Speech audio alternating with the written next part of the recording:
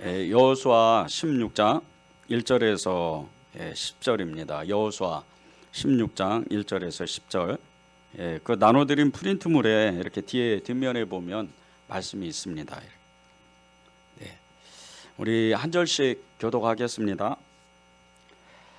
요셉 자손이 제비 뽑은 것은 여리고 샘 동쪽 곧 여리고 곁 요단으로부터 광야로 들어가 여리고로부터 베델 산지로 올라가고 베델에서부터 루스로 나아가 아렉 족속의 경계를 지나 아다롯에 이르고 서쪽으로 내려가서 야블레 족속의 경계와 아랫 벳호른과 게세레까지 이르고 그 끝은 바다라.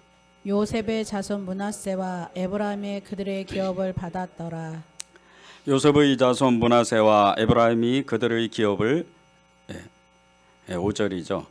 에브라임 자손이 그들의 가족대로 받은 지역은 이러하니라. 그들의 기업의 경계는 동쪽으로 아다롯 앗달에서 윗 벳호른에 이르고 또 서쪽으로 나아가 북쪽 민무다에 이르고 동쪽으로 돌아 다나 실로에 이르러 야누아 동쪽을 지나고 야누아에서부터 아다롯과 나아라로 내려가 여리고를 만나서 요단으로 나아가고 또 다부아에서부터 서쪽으로 지나서 가나실에 이르나니 그 끝은 바다라. 에브라임 자손의 지파가 그들의 가족대로 받은 기업이 이러하였고 그 외에 므낫세 자손의 기업 중에서 에브라임 자손을 위하여 구분한 모든 성읍과 그 마을들도 있었더라. 함께 읽겠습니다. 그들이 게셀에 거주하는 가나안 족속을 쫓아내지 아니하였으므로 가나안 족속이 오늘까지 에브라임 가운데에 거주하며 노역하는 종이 되니라. 아멘. 하나님의 말씀입니다. 지명이 이렇게 계속 나와가지고 오늘 말씀이 이렇게 쉽지가 않겠구나. 이게 어디 지역인지도 잘 모르고 그리고 또 이스라엘 땅 안에 분명히 있는 거 맞는데 이 지역이 도대체 어딘가. 그리고 이 1절에서 이 여호수아 16장 1절에서 10절의 말씀으로 도대체 무슨 말씀을 나눌 수 있을까? 계속 지명만 나오는데 이런 생각을 하시는 분도 계실 수도 있을 겁니다. 근데 오늘 이 1절에서 10절의 말씀 안에는 하나님이 놀랍게 담겨 놓으신 하나님의 그 메시지가 있습니다. 첫 번째는 여러 지명들 가운데 그 여리고라는 땅이 있고 루스라는 땅이 있고 그리고 실로라는 땅이 있습니다. 이 세 지명은 너무나도 중요한 땅입니다. 지금 이 북이스라엘 이제 나중에는 이제 북이스라엘이 되죠. 이 에브라임 지파와 므낫세 지파가 그 북이스라엘의 거의 전체를 다 차지를 합니다. 그런데 이 세 지역, 특히 실로, 이 실로 지역은 고대 이스라엘 땅에서 예루살렘과 같은 땅이에요. 아직 예루살렘이 수도가 되지 않고 이제 수백 년이 지나야 이렇게 이제 예루살렘은 수도가 되는데 지금 나라를 형성하면서 이 여리고 이 여호수아를 통해서 12지파가 이제 가나안 땅을 점령했을 때 가장 중요한 땅이 이 실로라는 땅입니다. 이 실로에는 어떤 것이 있냐면요, 하나님의 법궤가 있어요. 사사시대에 그 엘리 제사장이라고 엄청난 정말 영성을 가진 이제 그 말씀에는 그렇게 나오죠. 90세가 돼서 비둔해졌다. 그런데 그가 40년 동안 사사였습니다. 처음부터 그렇게 비둔한 사람이 아니었거든요.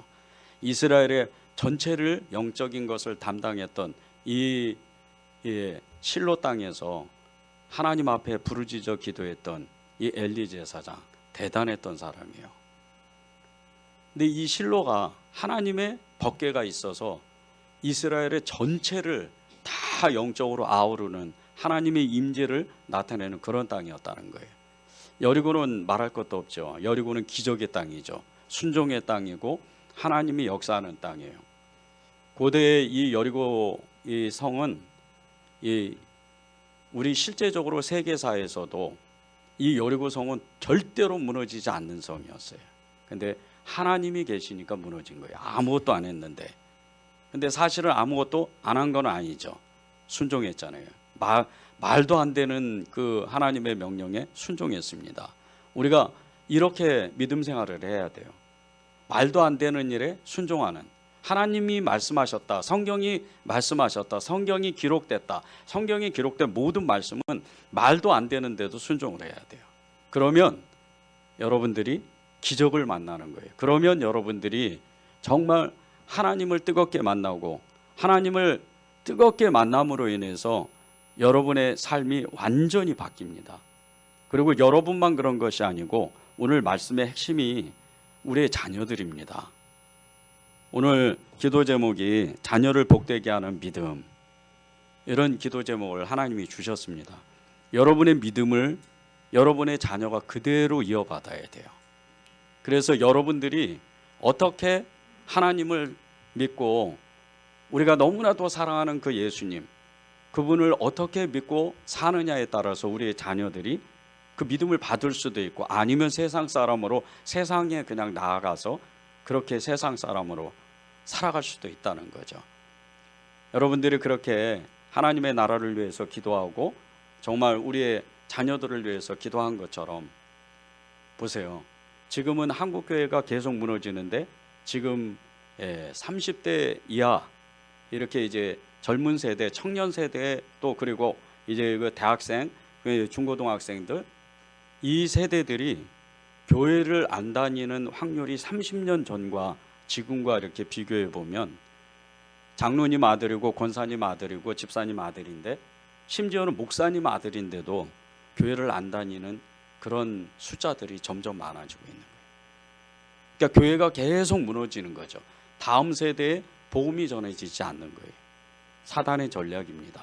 그래서 우리의 믿음을 어떻게 지켜야 되는지, 우리가 어떤 믿음을 가져야 되는지, 말할 수 없는, 정말 말도 안 되는 그런 하나님의 말씀을 들었을 때 내가 즉각적으로 그리스도 안에서 아멘과 예로 화답하고 그 믿음의 삶을 아주 급진적인 정말 순종과 그리고 극단적인 순종을 하면서 하나님을 따라갈 때, 예수님을 믿을 때 우리의 그 믿음을 보고 우리의 자녀들이, 여러분의 등을 보고 여러분의 자녀들이 예수님을 따라오는 거예요. 예수님을 따라갔던 제자들은 이 예수님의 등을 보고 예수님이 하셨던 3년 동안 공생애를 사셨던 그 모든 것을 그대로 실천한 사람들이에요. 이따가 이제 예화에도 나올 텐데요. 정말 예수님이 어떻게 하셨느냐에 그것을 정확하게 따라갔던 사람들, 그 사람들이 제자였고, 그 제자들을 통해서 또 다른 제자들이 계속 세워졌습니다. 12제자들이 베드로를 비롯해서 이제 정말 이 12제자들이 그렇게, 바울이 그렇게 살아가니까 그 밑에 마가가 나오고 디모데가 나오고 그리고 여러 제자들이 세워지는 거예요. 그런데 그 마가와 디모데의 또 다른 제자들, 이제 세월이 많이 흘렀죠. 100년도 넘게 흐른 그런 세대들의 터툴리안 같은 엄청난 영성가들, 그리고 또 100년 정도가 또 흐르면 우리가 그렇게 정말 믿음을 따라가고 싶은 성 어거스틴 같은 이런 엄청난 믿음의 사람들이 계속해서 나오는 거예요. 그런데 여러분의 믿음을 보고 여러분의 자녀가 그 믿음을 이어받는다는 거예요. 여러분이 하나님의 말씀을 들었을 때 즉각적으로 반응하고 즉각적으로 순종할 수 있는 그런 은혜가 있기를 바랍니다. 세 번째는 실로라는, 세 번째는 루스라는 이 땅이 나오는데, 이 루스는요 정말 너무나도 중요한 땅이에요. 이 루스 그러면 생각이 나야 돼요. 바로 야곱이라는 사람이 생각이 나야 됩니다. 야곱이 형 에서를 피해서 정말 어찌할 바를 알지 못하고 광야로 나가서 돌을 베개 삼아서 그 잠을 잤던 장소가 이 루스 땅입니다. 이 루스 땅에서 야곱은 하늘이 열리는 놀라운 이 영적 체험을 해요. 거기에 천사가 오르락내리락 하는 거예요. 우리가 신앙생활을 하면서 천사가, 정말 이 천만 천사가 우리를 에워싸고 그 도담선상에서 그렇게 탐대하게 믿음을 고백했던 이 엘리사와 같이 그런 은혜를 체험하고 그런 믿음이 있다면, 우리도 야곱과 같이 하늘이 그냥 매 순간마다 열리는, 위기가 오거나 기쁨이 오거나 슬픔이 오거나 좋은 일이 있든 나쁜 일이 있든 하늘이 그냥 열리는, 하늘만 열리면요, 하늘의 그 문과 창만 열리면 우리의 삶은 다 끝난 거예요. 하나님이 도와주신다는 뜻이거든요. 기도하다가 3층 천을 2번씩 갔던 이 바울, 세상에 말할 수 없는 걸 다 보고 미래에 있는, 지금 저희가 이렇게 저와 여러분이 예배드리는 이런 모습까지 이 바울은 다 봤어요. 미래에 있는 모든 일을, 마지막 때에 있는 제르마에 오시는 예수님의 그 모든 모습까지 다 본 거예요. 그래서 데살로니가 5장에 보면 제르마에 오시는 예수님이 오실 때 무덤이 열려서 먼저 믿었던 사람들이 이 무덤이 열리고 순식간에 하나님 앞에 가잖아요. 그리고 우리가 뒤따라서 또 호련하게 예수님의 형상으로, 하나님의 형상으로 변해서 주님을 만나러 가는 거예요. 이런 모습, 모든 것을 본 거예요. 하늘이 열리는 것, 하늘의 창이 열리고 하늘의 문이 열리는 이런 영적 체험들을 여러분이 일상에서 늘 해야 돼요. 이게 그리스도인의 삶이에요. 어떤 특정한 사람들, 어떤 정말 신비로운 체험을 하고 믿음이 아주 좋은 사람들, 이런 사람들이 체험하는 게 아닙니다. 여러분이 체험하셔야 돼요. 여러분이 기도하다가 주의 음성을 듣고 성경 말씀이 떠오르고, 그리고 또 어떻게 하라고 지시를 받는, 늘 그런 일상적인 삶을 살아야 돼요. 그게 그리스도인의 삶이에요. 주님이 이 루스 땅에서 이 야곱을 만났을 때 야곱이 얼마나 감격해요. 그때 이 야곱이 정말 하나님 앞에 하나님만 따르기로, 하나님만 믿기로 결단하고, 실제적으로 이제 삼촌 나아반 집에 가서 20년 동안 10번이나 그 삼촌이 속였지만 돌아올 때 어떻게 해요? 이 삼촌 라하반 땅에 갔을 때 빈손으로 갔어요. 지팡이 하나 들고. 그런데 돌아올 때, 고향으로 돌아올 때 2때나 엄청나게 거부가 돼서 돌아오는 거예요. 하나님을 진짜 믿으니까, 하늘이 열리고 닫는 그런 믿음을 가졌으니까. 여러분도 영적으로, 이 육신적으로 우리가 이렇게 생활의 삶을 살면서, 신앙생활하면서, 믿음 생활하면서 이런 체험들을 해야 돼요. 그래서 이 여리고나 실로나 그리고 루스 땅이 그래서 중요한 겁니다. 그런데 이제 더 중요한 말씀이 이제부터 시작됩니다. 여호수아가 이스라엘을 이끌었던 당시, 이 당시에요, 12지파 중에, 유다 지파를 중심으로 12지파 중에 가장 축복을 받았던 지파가 두말할 것도 없이 유다 지파입니다. 유다 지파는 실로가 오시기까지 그런 축복을 받았잖아요. 결국 유다 지파를 통해서 예수님이 오셔요. 메시아이신 예수님이 오세요. 그런 엄청난 축복을 받아요. 그런데 거기에 못지않게 축복을 받은 지파가 있었어요. 그게 요셉 지파입니다. 오늘의 말씀이 이제 1절에서 10절에 나오는 요셉 지파예요. 이 요셉 지파는 정말 말할 수도 없는 하나님의 큰 축복을 받습니다. 오늘의 말씀은 이미 400년 전에, 400년도 훨씬 넘은 그 400년 전에 요셉이라는 이 사람이 있었는데, 이 야곱의 그 12아들 중에서 11번째 아들이었어요. 근데 11번, 장자도 아니잖아요. 고대의 이 이스라엘 사람들은 장자권을 가진 사람이 아버지의 모든 재산을 다 가져올 수 있는 권한이 있었어요. 그런데 11번째 아들인 이 요셉이 장자권을 얻어요. 그런 축복을 받습니다. 400년이 훨씬 지났는데도 지금도 이 요셉 자손은 장자권의 그 권리를 갖는 거예요. 그런데 그것도 이 12지파 중에 요셉이라는 이름은 이제 없어지고 요셉 지파라고 명명하는 에브라임과 그리고 므낫세 지파가 요셉 지파가 돼요. 요셉의 2아들이죠. 큰아들이 므낫세이시고 작은아들이 에브라임입니다. 그런데 이 2지파가 얼마나 큰 축복을 받았는지, 이 10지파보다 다 땅을 모아도 이 2지파가 받은 땅보다 적을 정도로 거의 북쪽의 전체 거의를 다 차지해요. 그리고 요단 동쪽에 있던 그 므낫세 지파의 땅, 그 땅이 또 엄청나게 큽니다. 그럴 정도로 크게 축복을 받는 거예요. 이 에브라임 요셉의 지파가 에브라임과 므낫세로 나눠서 땅을 이렇게 분배받는데 그것이 1절과 4절에는 요셉의 전체 요셉 지파가 요셉 자손이 받았던 전체 그 땅의 크기를 이야기한 거고요. 5절에서 10절은 그 요셉의 둘째 아들, 이제 다음 주에 요셉의 첫째 아들 므낫세가 받았던 그 땅에 대해서 또 나눠요. 근데 오늘은 이제 5절에서 10절에서 나오는 것은 에브라임 둘째 아들이 그 받았던 땅의 그 이야기가 나오는 겁니다. 그런데 이 에브라임이 둘째인데도 불구하고 또 장자권을 얻어요. 그것이 하나님의 섭리로서 이 므낫세가 원래는 장자니까 이 장자권을 받아야 되는데 둘째인 에브라임이 장자권을 받습니다. 그 이야기가 창세기 48장 17절에서 20절에 나와요. 요셉이 그 아버지가 오른손을 에브라임의 머리에 얹은 것을 보고 기뻐하지 아니하여 아버지의 손을 들어 에브라임의 머리에서 므낫세의 머리로 옮기고자 하여 그의 아버지에게 이르되 아버지여 그리 마옵소서 이는 장자이니 오른손을 그의 머리에 얹으소서 하였으나 그의 아버지가 허락하지 아니하며 이르되 나도 안다 내 아들아 나도 안다 그도 한 족속이 되며 그도 크게 되려니와 그의 아우가 그보다 큰 자가 되고 그의 자손이 여러 민족을 이루리라 하고 그날에 그들에게 축복하여 이르되 이스라엘이 너로 말미암아 축복하기를 하나님이 내게 에브라임 같고 므낫세 같게 하리라 하며 에브라임을 므낫세보다 앞세웠더라.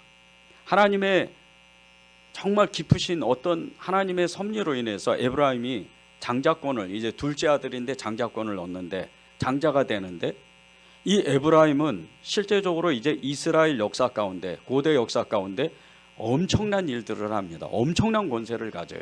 유다 자손이 이제 이 이스라엘 이 민족에 드러나기 전에 거의 수백 년 동안 이 에브라임 지파가 에브라임 자손들이 거의 이 이스라엘 땅을 지배할 정도로 그런 엄청난 권세를 받습니다. 그런데 이 이유가 있어요. 이렇게 므낫세 지파하고 에브라임 지파가 큰 축복을 받았던 이유가 있어요. 그 조상이었던 요셉의 그 믿음이었어요. 지금은 400년이 훨씬 더 흘러갔습니다. 그런데 이 두 지파가 그런 축복을 받았던 이유는 이 요셉의 조건 없는 용서와 그리고 그 안에 있는 하나님의 사랑이었어요. 요셉의 이야기는 여러분들이 너무 잘 아시죠? 그 형들이 아버지 야곱이 너무 이렇게 편애하는 그 사랑 때문에 요셉만 사랑하니까 시기가 나서 요셉을 죽이지는 못하고 아라비아 상인에게 팔아버려요. 그리고 13년 동안 그는 고아와 같이 정말 노예로 그렇게 살아갑니다. 그런데 그때 저 같았으면 정말 이 형들을 미워가지고 뭐 나중에 이제 이집트의 이 애굽의 총리가 되잖아요. 사람을 죽이고 살리는 권세가 그 손 안에 있는데 저 같았으면 형들을 용서 안 했을 거예요. 다 죽였겠죠. 아니면 감옥에 그냥 10년씩 이렇게 가둬놨든지. 근데 그렇게 요셉은 안 그래요. 왜? 요셉의 마음에 하나님의 사랑이 그 안에 가득 넘쳤기 때문입니다. 그 요셉의 하나님에 대한 사랑, 믿음이 이제 수백 년이 지나가도 이 에브라임 지파와 므낫세 지파의 자손들에게 그대로 그 사랑의 DNA가, 그 믿음의 엄청난 그 DNA가 그대로 전수가 돼요. 그리고 실제적으로 이 엄청난 축복을 받는 거예요. 400년이 지났어요. 지금은 400년이 지났는데 이제 요셉의 그 정말 이름도 잊어먹을 정도로 오랜 시간이 지난 거잖아요. 그래서 에브라임 지파와 므낫세 지파는 사실 형제 지파지만 서로 남일 수도 있는 거예요. 그런 세월입니다. 400년이라는 이 시간이.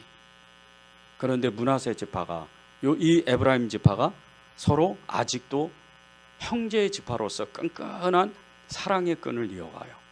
형제의 우애를 더하는 거예요. 그게 9절에 나옵니다.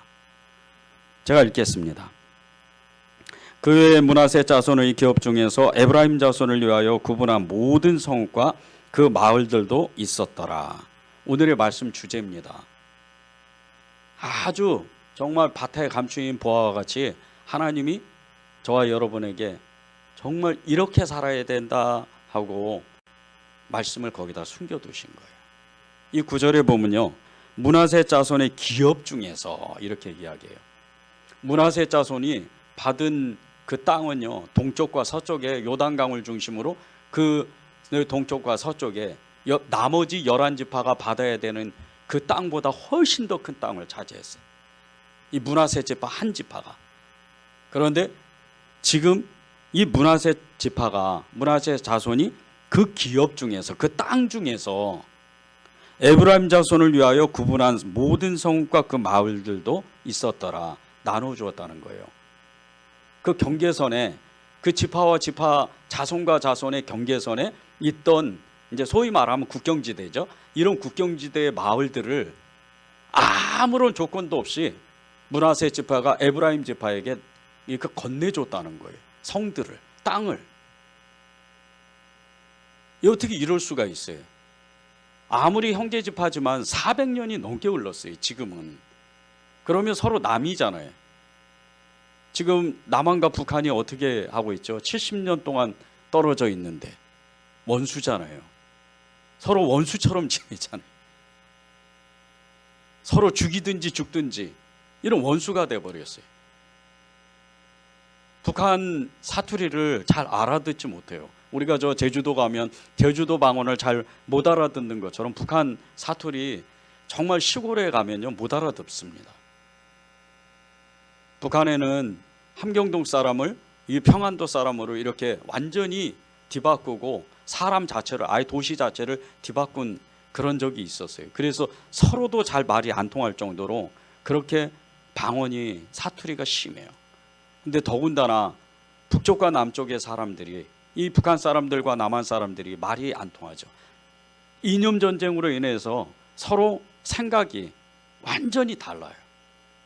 그래서 원수처럼 지내는 거예요. 그런데 우리는 아니잖아요.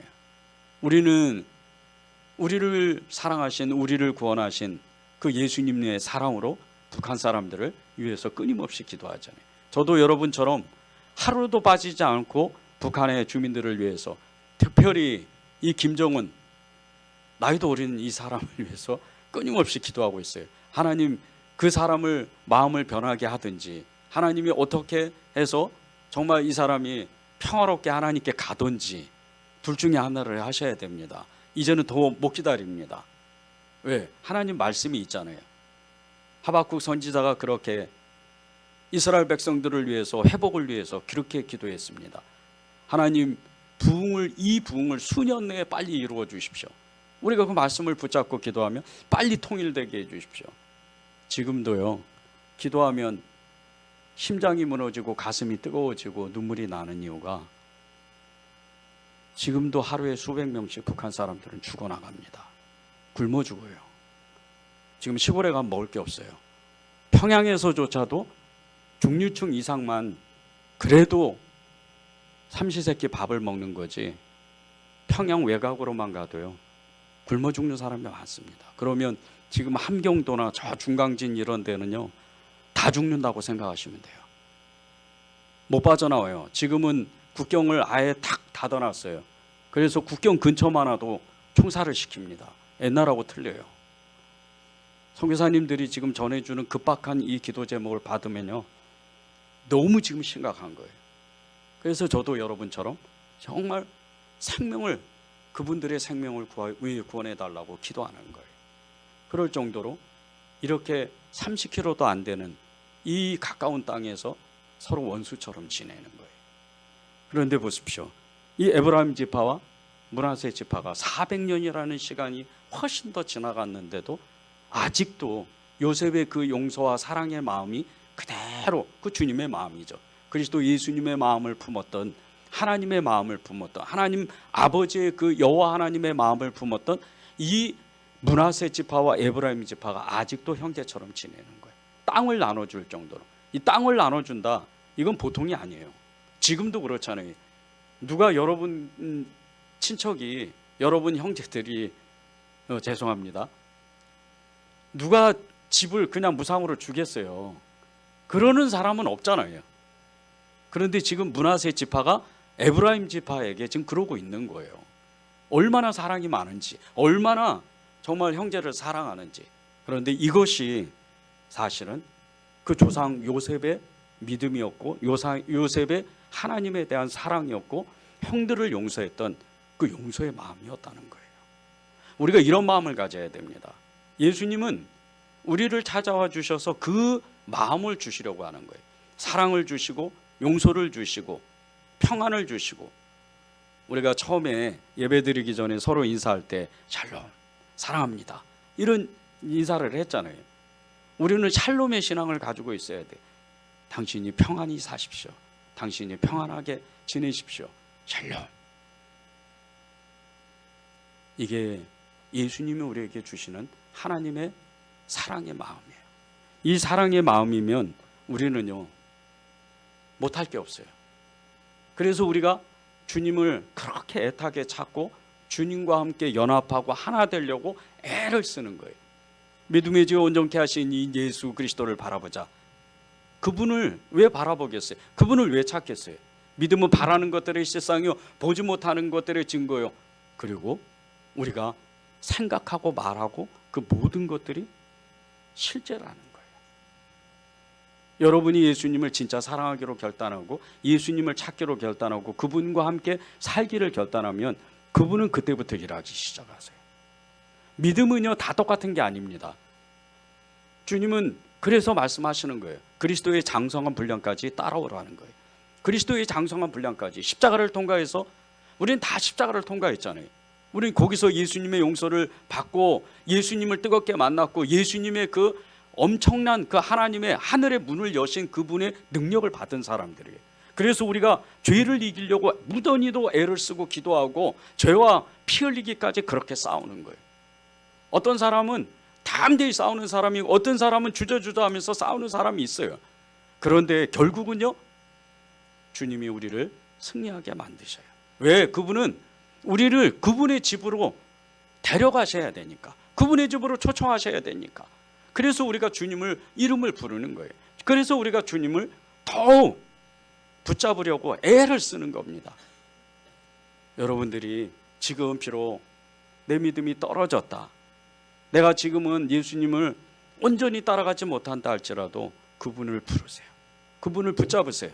그러면 그분은 예수님의 이름을 부르는 순간서부터 여러분을 더욱더 붙잡기 시작해요. 그러면 이제 여러분의 삶이 완전히 달라지는 거예요.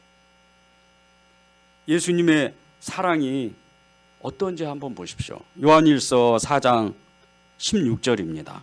하나님이 우리를 사랑하시는 사랑을 우리가 알고 믿었노니 하나님은 사랑이시라. 사랑 안에 거하는 자는 하나님 안에 거하고 하나님도 그 안에 거하시느니라.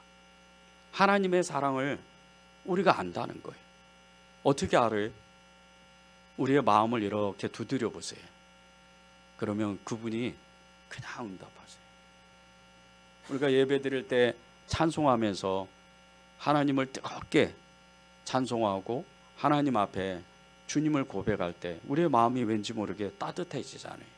그리고 거기서 조금 지나면 왠지 모르게 이렇게 감동되니까 성령님이 우리를 만지시니까 눈물이 나잖아요. 지난 수목금 저희가 제2의 도시부흥을 위한 여름 기도를 하는데 예수전도단인 그 찬양팀이 오셔가지고 찬양을 하는데 세상에 1시간을 넘게 찬양을 하는 거예요. 근데 우리는 몰랐어요. 아무도 몰랐어요. 이렇게 작은 예배당에 목사님, 사모님, 그리고 전도사님, 다른 교회 세 교회 성도들, 물론 숫자는 많지 않았어요. 근데 다른 교회 목사님, 다른 교회 사모님, 다른 교회 전도사님, 다른 교회 성도들이 이렇게 와서 열정적으로 찬양하다 보니까 그 찬양하는 시간이 1시간이 지나간지도 모르고 그냥 휙 지나가는 거예요. 주님이 거하시니까, 주님을 사모하고 만나려고 애를 쓰니까 그분이 우리를 만져주시는 거예요. 이게 주님을 우리가 만난다고 표현하는 겁니다. 여러분은 지금 주님을 만나고 계시는 거예요. 보십시오. 오늘 이 짧은 1시간도 안 되는 이 예배 가운데 찬양 이렇게 하고 기도하고 우리가 말씀을 나누면서도 우리가 왠지 모르게 처음에는 잘 몰랐다가 자꾸 시간이 지나가면서 우리의 마음이 주님께 자꾸 집중이 되잖아요. 말씀에 자꾸 집중이 되잖아요. 그것은 여러분에게 주님이 계속 여러분의 마음의 문을 두드리고 계시는 거예요. 그래서 거기서 내가 응답하는 겁니다. 볼지어다 내가 내 문 밖에서 내 문을 두드리니 내가 마음의 문을 열면 내가 들어가 너와 더불어 먹고 마시겠다. 주님은 항상 그러세요. 그분만 부르면 되는 거예요. 어려운 게 아닙니다. 그분만 부르다 보면 어느새 내 마음이 꽉 차기 시작해요. 그리고 견고해져요. 우리 아까 여리고성 이야기했죠. 여리고성보다 훨씬 더 견고한 믿음의 성벽이 쌓아지는 거예요. 예레미야 선지자가 선포한 것처럼. 그런 믿음의 사람이 돼야 돼요. 요셉이 그런 사람이었어요. 요셉 자손이 그런 사람이었습니다. 이 요셉은 원수 같은 형들을 아무런 조건 없이 용서했어요. 조건을 달지 않았어요. 그냥 주님의 마음을 받았기 때문에 그들을 너무나 사랑했고 용서했던 거예요. 그런데 이 마음이 어떤 마음이냐면요, 창세기 39장 2절과 3절에 나옵니다. 여호와께서 요셉과 함께 하심으로 그가 형통한 자가 되어 그의 주인 애굽 사람의 집에 있으니 그의 주인이 여호와께서 그와 함께 하심을 보며 또 여호와께서 그의 범사에 형통하게 하심을 보았더라. 이 애굽의 지금으로 말하면 이제 군대 장관, 우리 뭐 한 삼성 장군, 이성 장군 뭐 이런 별 2개 뭐 이런 정도 되겠죠. 이 보디발이라는 사람의 그 집의 종이 되는 거예요. 아라비아 상인에게 팔려가지고 가자마자 종이 돼버려요. 그런데 이 적어도 보디발이면 아쉬운 게 없잖아요. 그냥 무소부지한 이 권력을 가지고 있으니까. 근데 이 사람이 자기 종인데 이렇게 보니까, 요셉을 보니까 이게 다른 거예요. 하나님이 계시나 보다. 위대한 어떤 신이 저 사람과 함께 있나 보다. 함부로 못해요. 그래서 자신의 아내만 빼고 자신의 모든 가정에 하여튼 돈서부터 모든 걸 다 맡겨버리는 거예요.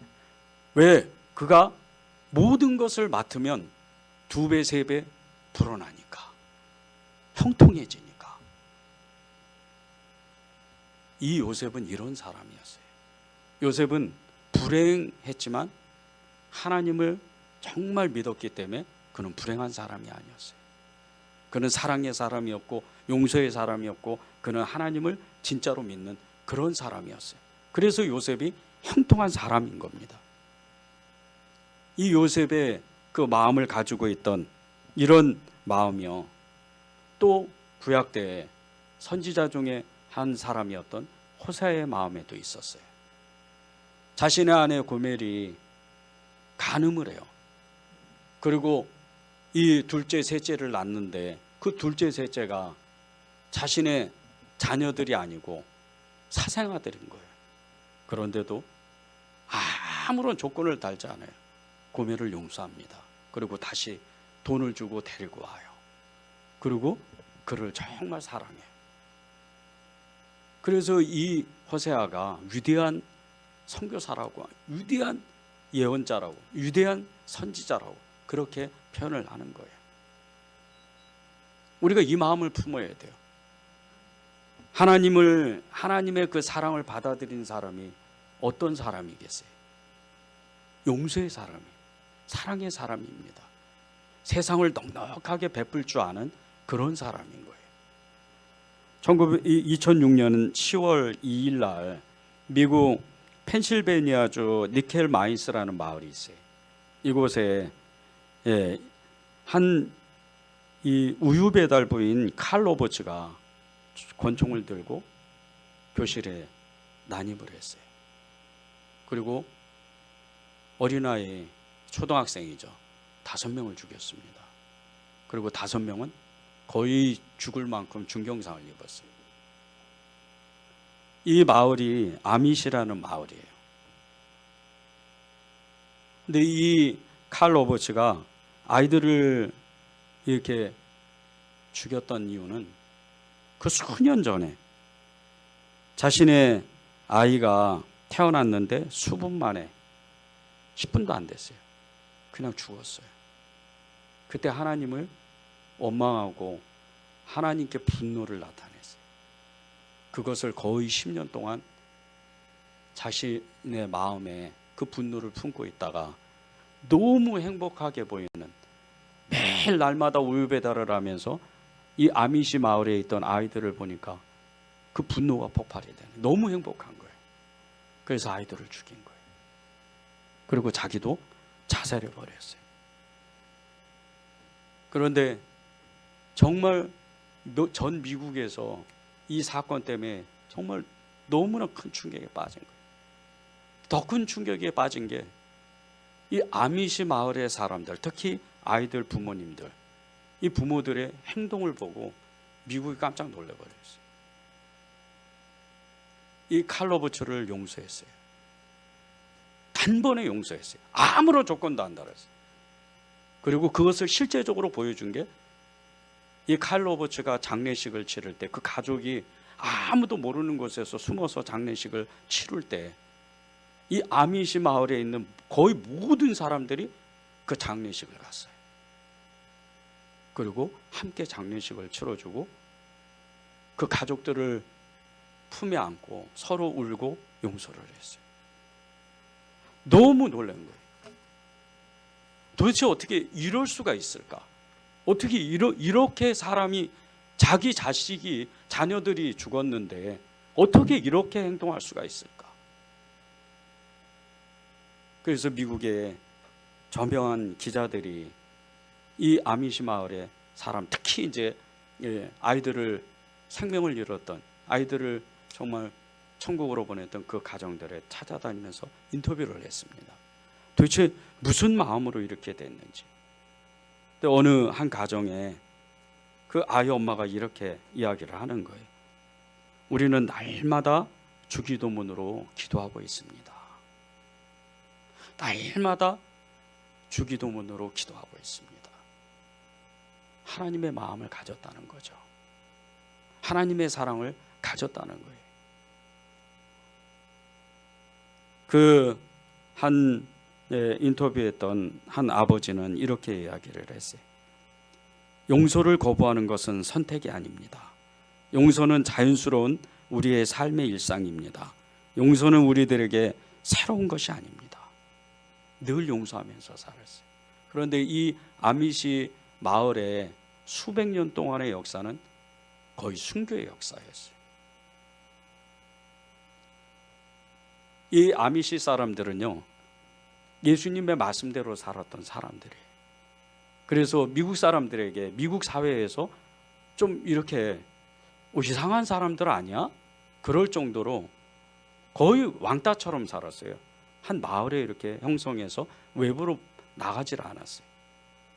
수백 년 전과 같이 마차를 타고 말을 타고 걸어 다니고 모자를 쓰고 옛날 옷을 입고 다니면서 그렇게 살았던 사람들이, 어느 한 가정이 이렇게 한 가정만 모여가지고 이렇게 산 공동체가 아니에요. 늘 나누고, 그 공동체 안에서 늘 나누고, 또 이웃 마을에서 현대적으로 살잖아요. 이웃 마을에 풍년이 들을 때도 있지만 흉년이 들었을 때는 그 음식을 또 갖다 나눠주는 그런 공동체였어요. 그런데 이 아미시 마을에 수백 년 동안 수많은 순교자들, 엄청난 핍박과 박해 그 가운데에서도 수많은 순교자들이 있었어요.